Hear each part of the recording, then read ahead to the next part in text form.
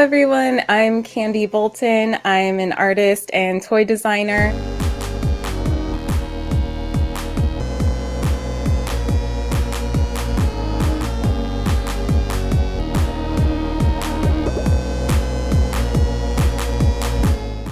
I've been painting and designing toys for I think about 6 years now. I started late 2013. My first toy design was Kitsura in collaboration with Max Toy.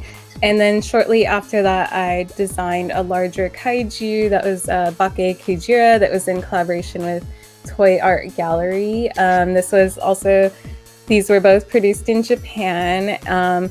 I visit Japan often to go, toy shopping and stuff, but also like to visit toy factories, get to know other artists in the Sofubi scene. So that's really I've been going hardcore at all of this stuff for 6 years. Probably the first toy that I really fell in love with was Negora, made by Konatsu. And I just thought it was such a cool idea that she mixed cats with kaiju, and that's what got me into collecting them. Shortly after that, I found out about Reelhead and Mori-san, and I got really into his toys as well. But really, Negora, and then the Lucky Cats that Mori-san makes, those were what made me go crazy with this stuff. So you might have noticed I have a giant box of Bake Kujira right here. I was up until 1 in the morning cutting and assembling all of these last night. When they arrived from Japan, they were all the parts were in separate bags, and I had to first these were all in pieces, the arms are by themselves and the body, head, tail, and then tail fin. And I had to wash them first, which I did with a bucket and dish soap, because there's all kinds of oils and stuff, and you don't know what kind of things will be left on the toy after coming to you from the factory. And so I washed them, and then last night I just went at it with a heat gun, and I was cutting away all the little pieces. It's really hard. Anyone who is good at cutting vinyl, good for you, because it's I have not been able to get good at it. I've been doing it for quite a while now, for years, and I hate it every time. It's so hard. I've gotten slightly better at it by investing in better tools. I got this Ulfa blade. Right, yeah, Ulfa. So this one works quite a bit better, but I'm still not very good at it. But sometimes, you get the vinyl heated up good, you get the knife in there, and then it just slides around the cut perfectly, and it's oh, that's so satisfying. So sometimes you do enjoy it, but it is quite hard work. My hands hurt so bad after cutting and assembling all of these guys. So for a lot of my characters, I get my inspiration from Japanese folklore. For Bake Kujira, it means ghost whale, and my idea was that I really wanted to make a kaiju, and I heard about how Gojira, Godzilla, was inspired, the original name was combining gorilla and whale. And so I thought, well, it would be really cool to do a whale inspired kaiju then. And so that was, then I was searching through Japanese folklore and mythology, and I found out about the creature Bake Kujira, and I just really thought that would be a cool interpretation of combining the folklore mythology of this whale ghost thing and making it into a kaiju. So from there, I wanted to create a really interesting shape that would be almost impossible to do with Sofubi. So I was really challenging the material, I think, to make this design work. It's kind of more like a sculpture than a toy, and some people don't like that. I get that. It's not very traditional Sofubi toy at all. It's more a standalone like sculptural art piece, but that's what I was going for, and I like how it turned out. I'm happy with it, so that's what matters most. It's really interesting for me to hear that people think that I have like a unique identifiable style. I've heard a few people tell me that, like, oh, you have a very strong style and that they can recognize it. For me, I feel like I'm always searching for that style, and I never know, like, when I start a painting, I never know how it's going to end up. I don't do any preliminary planning when I'm doing paintings like on a canvas, but also paintings on a toy. It's super rare that I will actually like sketch out and plan all the colors and stuff. Like, I really just wing it. And so it turns out like, oh, it just happened this way. Like, it just fell together like that. Like, that's literally how it happens every time. Some of the elements, like, I've been doing more like focusing on like anime girl aesthetic, which is definitely taking inspiration from like my childhood and like the shows and cartoons that and video games that I grew up with. And that's been really fun for me. I just like doing stupid drawings of anime girls lately. Like, my stuff is super limited. The most that I've sold of anything, I think, is like 20 pieces, like 20, 30 at the most. So I'll do a lottery for this stuff if I think that like there's going to be a huge amount of hype around it and like a bunch of people trying to buy it. And then I feel bad that like some of my fans who super want this toy and they're like going crazy about it, trying to get it from the lottery. And then if it ends up going to a reseller, that's like that person doesn't appreciate it because they just wanted to like, you know, make money off of it. And it can especially be frustrating when you see that this person is selling your toy and getting more money from it than you did originally. But at the same time, when you have a certain amount of resellers of your stuff, it does signify that you have a very healthy brand, that people believe in your stuff, believe in the hype behind it. It means that you're doing something right. You're a talented artist. People want your stuff. So I think that there's two sides of it. Like, yeah, it's kind of annoying and frustrating. And I think that it is really good to try and mitigate that at all costs, you know, by like vetting some of the lottery entries and, you know, making sure that there aren't people applying for this lottery using the same PayPal email over and over and over. But also, if you see your stuff being resold and you know that like the prices are being inflated, I think you should also just be happy about that, because that does mean that people really like your stuff and think that it's worth that amount. So these are, this is like a set of 3 toys. These are toys designed by Great Brain. And I did a lottery for these. They came as a set. So my inspiration for this set was Shochikubai, and that's like bonsai tree designs and plum blossoms and then bamboo. And the 3 elements together, they're called like the 3 friends of winter, because they're the first trees to like bloom for the plum blossoms. So the first trees to bloom after winter, and then the pine tree and then the bamboo, they like stay green throughout all of winter. So they're like strength and, you know, overcoming the harsh winter theme. So I came up with that theme because there's 3 toys in the set, and I was like, oh, that's such a cute, fun idea to do. But then executing it was super hard. And my process for these is just I've been doing a lot of sticker masking, which I've been trying to get good at for like over a year now.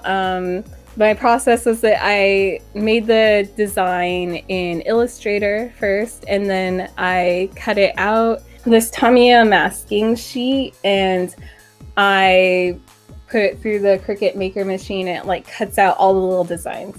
So here's one that's like almost used up. So for a minute, I was like, I can just use pre-existing stickers, but then it's like, nope, because you have to keep buying those stickers over and over. And also like the stickiness has to be like the right consistency of stickiness, because if it's too sticky, it'll peel off the other paint.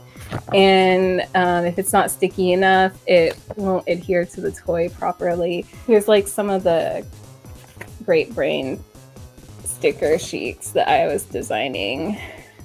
This one is bamboo, and I take each little sticker and like place it perfectly so that it looks like, ends up looking like stalks of bamboo. And like for this toy, the first color that I painted actually is like the purpley pink parts. And these parts, the vinyl base is glow-in-the-dark vinyl. So the parts that you see that are like dark purple and pink, those are actually glow-in-the-dark parts. All those plum blossoms will glow. And then the second color I did was like the lighter pink, airbrushing the whole pink and purple gradient over the glow-in-the-dark vinyl. Then add a primer, then put the stickers, do the light pink spray, add a primer. So then I did the green for the bamboo. Then I did the final layer. The final layer on this toy is the dark blue, the light, this color, the light-ish blue, and then the gold. And then when I remove all the stickers, like revealing the artwork underneath. And it's not done from there. So after that, there's like some ridges of the paint, very slightly raised edges, because you're doing layer after layer after layer of paint. And so I sand it down so that then it looks like it's just completely like flush to the toy, just one layer. And after that, I hand paint the eyes and the teeth to like bring out the features of the toy again. And then I add a clear vinyl coating, and then it's finally done. This is all the this is like a week's worth of work. My favorite thing about Sofubi and designing toys in this medium is that I like the limitations of it. It's when you have to work within certain parameters, then you have to think really creatively to get the toy to look how you want, to work with it, to like there's just so many aspects of it that you have to keep in mind during the design process. You can't just do any crazy design that you want, because then it won't pull from the mold properly or the joints won't work well. So as I design more and more toys and I get more knowledgeable about the whole design process, and it just makes me enjoy working with it even more, I guess, because it fuels my creativity when there's more limitations to the art form. I'll show you some of my recent toys that I've acquired. This one is by Mai. This is Fute Neko. She was so nice to give this to me as a present. I didn't even have to apply for a lottery or anything. She's been really great, like getting to know her. I was in a show with her very recently at Black Pearl's Gallery in Kanda, Tokyo. But yeah, Mai Nagamoto, I believe is her last name. So this is one of my favorites. I'm gonna keep it forever and cherish it because it was a present, which is the case with like a lot of the toys in my collection that you see behind me. A lot of this stuff was like presents from people. But here's another recent one that I got that was a lottery that I applied for. But this toy from Shelter Bank. But I just thought it was so cool that like it has this action of like her neck popping out. It's very clever jointing and very fun to play with. I can't wait to like take more photos of this one. It's Yoshio from Headlock Studio. So I applied for a lottery for this one too, and I'm really lucky that I got it. It kind of reminds me of Sonic. I don't know if that's what they were going for. I mean, he's spiky and blue, and then you know the like tan color, the light tan. Like I don't know, like I just see Sonic when I look at this, and I totally was like super into Sonic as a kid, so I had to like apply for the lottery. I was, you know, lucky to win it. I was really surprised by how big this is because I had never seen it in person.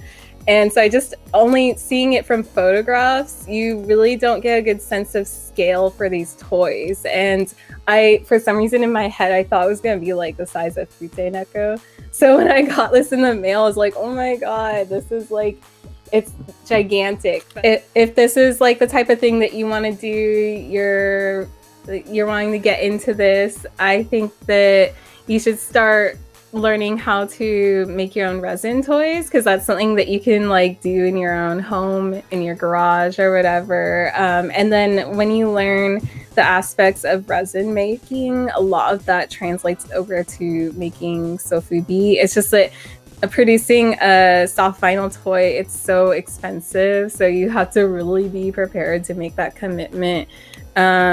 Make sure it's something that you love. Don't just do it because it's like you think that this design is going to be popular and make lots of money. Like, don't go into it with that mindset. Just do something that you enjoy and that is like you're passionate about, because then if it doesn't end up being successful, it's still awesome that you made this character, this thing that you love having and love seeing, and it's like a piece of you. It represents like your art style, your passions, your creativity. If you're trying to just get into painting toys, I know unfortunately right now vinyl paint is like really hard to come by in the US, so that's been difficult. Like, a lot of paint in general has been really hard for artists to acquire during these times. But if you want to get into it, like, I'd say look into investing in an airbrush setup, because you can certainly like use rattle cans and hand paint a lot of stuff. But if you're really going for that like very like toy aesthetic, you need to learn how to airbrush. And you can start out with like a cheaper compressor. There's some that are like $30, and they'll probably last you like a good while. And just get used to those basics of airbrushing and learning how to get into it. And you'll have some mistakes. You'll mess up. You'll have many failures, but just keep trying and don't give up. And each failure, you'll learn something new and you'll improve upon for the next time.